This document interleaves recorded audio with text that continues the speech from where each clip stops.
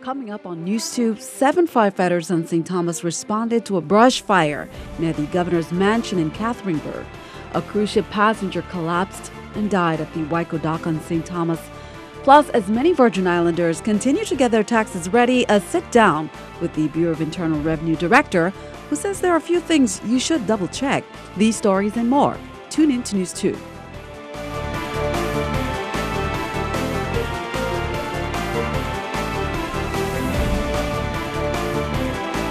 Hello, welcome, and thanks for joining us on this edition of News 2. I'm Sandra Gumansing. Well, as we approach the April 15th tax deadline, the Bureau of Internal Revenue says there's a few things you should double-check. BIR Director Claudette Watson-Anderson sat down with News 2's Erica Bivens and explained some tax tips and a last chance initiative they're undertaking. My first question I want to start off with is any general tax tips you have out there for taxpayers? Okay, and the Bureau has always put out a number of tax tips every year, so I'll just refresh our customers with what they are, and that is we want all our Virgin Islands residents to file with the VI Bureau. We want to make sure that all names and Social Security numbers on the return match the names as they appear on your Social Security card. We want you to sign and date all returns, or any checks payable should be made payable to the Virgin Islands Bureau of Internal Revenue. And please, when you visit the Bureau, you should have some sort of identification to match the one on your tax return. Okay. Now, I understand there's a new initiative out there to get non-filers to kind of come into compliance and pay their outstanding returns. Can you explain a little bit more about that initiative? Yes, we have just issued what we call our last chance initiative. And that's because we have done some analysis of non-filers over the years, and we estimate about at least 300 Virgin Islanders who have not filed a tax return in over 3 years with the Bureau. We're giving those people one last chance to come in and file their return and pay all taxes due. And is there a deadline for that? I believe it's going to be extended up until May 19th. I believe that's the estimated deadline. Okay. After that date, we will be sending those names to the Department of Justice as part of our tax collection task force, and individuals will be prosecuted for non-filing. Now, in the past, you guys have done some free tax assistance programs for those really with simple returns. Are you guys still doing that? Yes, and that started about 3 weeks ago. And we have every Saturday until April 15th, with the exception of Easter Saturday. And we are there from about 9 to 1 in the afternoon. And it's for the real simple returns. No schedules, no Schedule Cs, no additional schedules, just a very simple tax return. And that's mostly geared to seniors. Well, that wraps it up. Thank you so much for joining us. You're so welcome.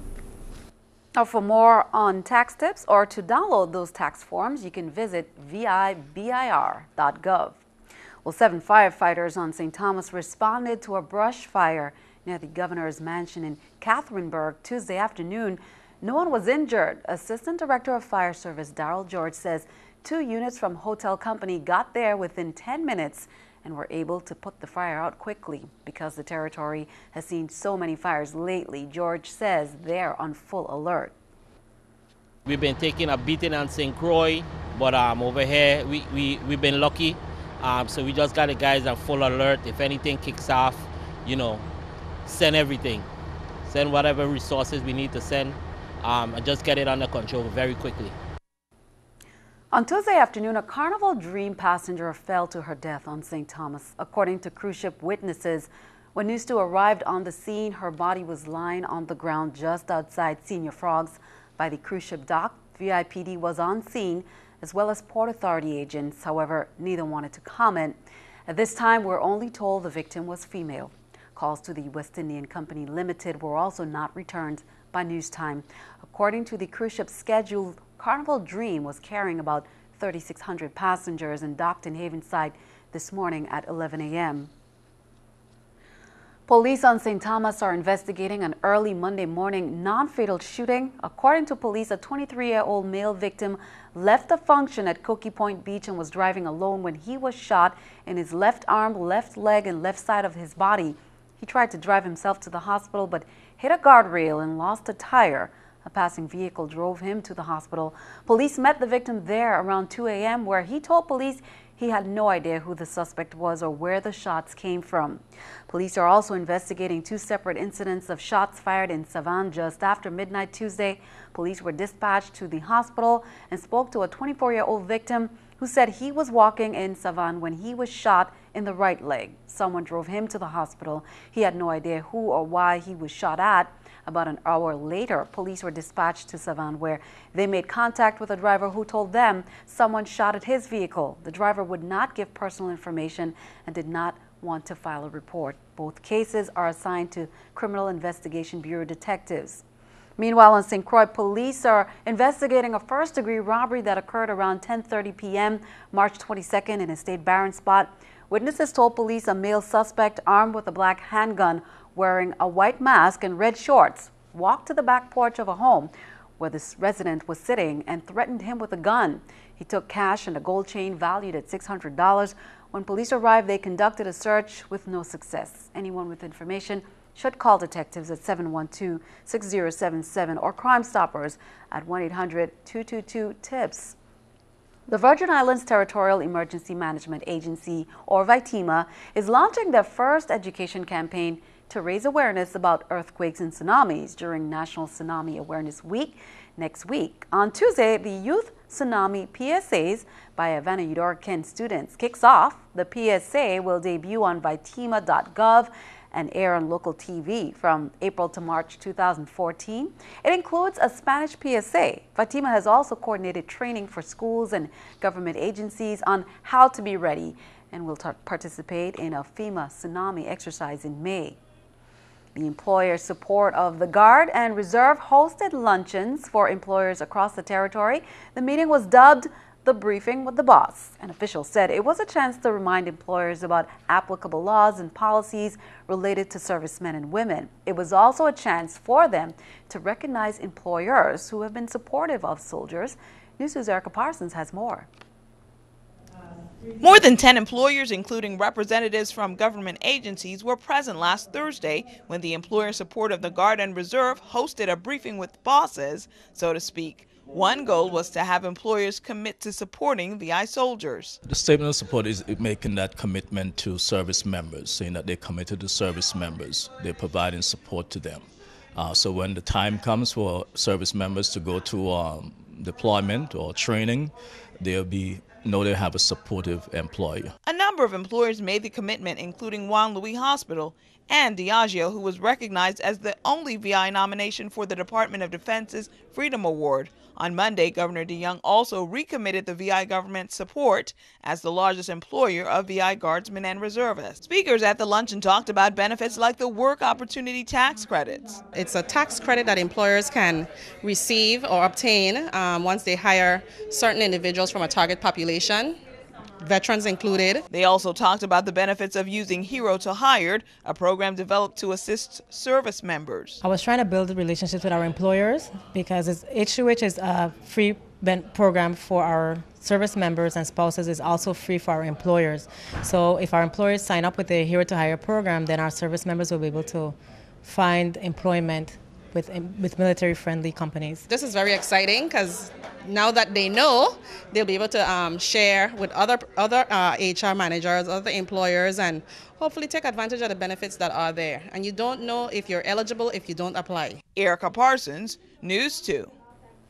And Lorraine Chicken Shack co-owner Angel Diaz Jr. accepted the Patriot Award on behalf of his business partner, Robert Legougeau, during the St. Croix luncheon. The newly appointed medical director of the VA's Caribbean healthcare system made his first trip to the VI last week. Dwayne Hamlin visited the VA community-based clinic in St. Croix Friday. He spoke with Governor DeYoung via conference call and met with VA leaders to talk about the challenges and expectations for healthcare for veterans. Key drivers are really about safety first, quality and access, trying to eliminate as much waste out of the system as possible and redeploy those resources for veteran services. And also we want to look at a cultural transformation of patient-centered care. There's still a couple more things that we would like to see accomplished, you know, like more of understanding with the clinics, our transportation, the concerns that the veterans have in terms of getting into the system. All of that I know with Mr. Hamlin's help, we can make sure you can work all of that out, the St. John Clinic operations. We just ask all our veterans in the territory to really take advantage of the medical system and come on out because, you know, we're not seeing the numbers that we want to see. The doors to a well-known dry cleaning business on St. Thomas is closing after 7 years. The closed signs can be seen posted at the main entrance of Pronto Cleaners on the waterfront. However, the doors remain open presently for customers who are asked to go in and claim their items and pick them up before April 10th. After that date, they will be distributed to charitable organizations or sold. The owner says overhead costs, including water and power bills, was a huge determining factor. He is urging customers to call or stop in as soon as possible. We will have more on the closing of Pronto Cleaners next week. The Lieutenant Governor's office is reminding residents the 5% early payment discount for the 2011 property taxes has been extended. The original 2.5% discount to April 8th is no longer in effect. The decision to extend the 5% discount until April 8th was prompted by the closures for Easter holidays and economic circumstances. Tax collectors' offices are open from 9 a.m. until 4 p.m. Property owners will face late fees if their 2011 tax bill is not paid by June 8th. We'll turn our attention stateside. The Supreme Court heard arguments Tuesday in the first of two cases involving the rights of same-sex couples to marry.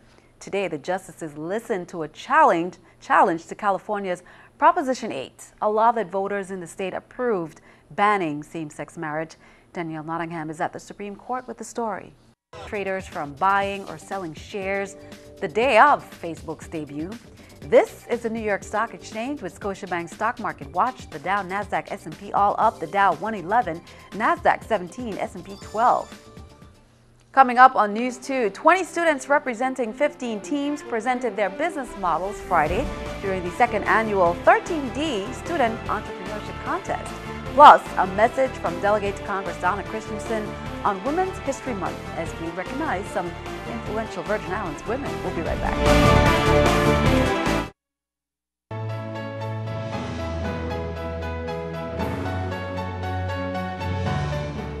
Governor John P. DeYoung Jr. issued a statement Monday on Passover. The statement talks about the Jewish refugees who fled slavery in Egypt, determined to start anew, stating it was that determination that will be celebrated this week through the holiday of Passover.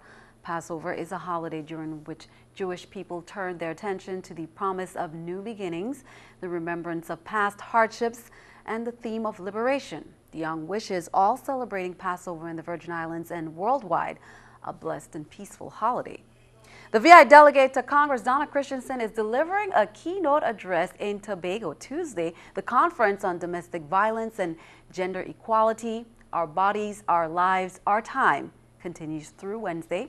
The purpose of the conference is to engage policymakers, advocates, and professionals in dialogue that will help them to use in-depth information for practice, research, and policy. The conference will also propose the Caribbean Declaration to end violence against women and girls. Meanwhile, Delegate Christensen is recognizing contributions of women during Women's History Month, with a PSA encouraging support for women who have overcome obstacles, especially during the budget cuts. Here's an excerpt. In the U.S. Virgin Islands, women have always played a leading role in education, healthcare, law, politics, business, and government. From the queens who led the 1878 labor riots to the 5 women of the 30th legislature, the female cabinet members, and the many who serve quietly in the background, Virgin Islands women have been and continue to be formidable leaders. Women in our country continue to overcome every obstacle. However, right now, millions of women are at risk because of the dramatic budget cuts to small business, healthcare, medical research, education, and childcare that went into effect on March 1st. Democrats will continue to fight to stop these mindless, indiscriminate cuts that will hurt America's women and families. This Women's History Month, we must renew our commitment to equality and justice for women at home, across our region, our nation, and our world. Street addressing field crews have begun working in the Montbijou and Frangipani areas on St. Croix. The crews started visiting residents Monday as part of the street addressing initiative. They will be making sure the residents understand their existing address information reported in the property tax database, but they will also be providing the new street address assigned to that home. Door hangers will also be left with the information. Homeowners are asked to contact the Lieutenant Governor's office if the information is incorrect. Montbijou is one of 3 pilot areas selected to test the addressing initiative. Field crews are expected to begin addressing in Cruz Bay on St. John and downtown Charlotte in mid to late April. The University of the Virgin Islands kicked off the first round of its 13D competition last week. 20 students representing 15 teams presented their business models on Friday during the second annual 13D Student Entrepreneurship Contest. The goal is to provide opportunities for VI students to launch new businesses and social ventures. Half of the teams move on to the next round and are awarded a $500 cash prize. In the final round, there's a first, second, and third place winner. Those winning teams receive $30,000, $20,000, and $10,000 respectively to support their business concepts. The funding for the contest is provided by a $5 million gift given to UVI by Kirill Sokolov, who is the founder of 13D Research. Well, the public is invited to UVI's 5th annual Model United Nations competition next Thursday, April 4th. Students from both campuses will debate, deliberate, and provide solutions to issues in the Middle East in a mock United Nations session. The competition takes place in the Administration and Conference Center on the St. Thomas campus from 10 a.m. to 1:30 p.m. Students in the debate had to submit a paper, and the top 5 students from each campus were selected to compete. Congratulations to those students. A mentor to President Barack Obama will be the keynote speaker for UVI's Alfred O'Heath Distinguished Lecture Series. Attorney Charles Ogletree Jr. will speak on the impact of President Obama's re-election on gun violence in the Virgin Islands. The Heath Lecture Series offers the community the opportunity to hear nationally and internationally recognized people talk about issues facing the global community. Ogletree will speak at WICO Center on April 4th and the UVI Great Hall on St. Croix on April 5th. Both events begin at 6 p.m. and they are free and open to the public. Stick around, your News 2 AccuWeather forecast is coming up next.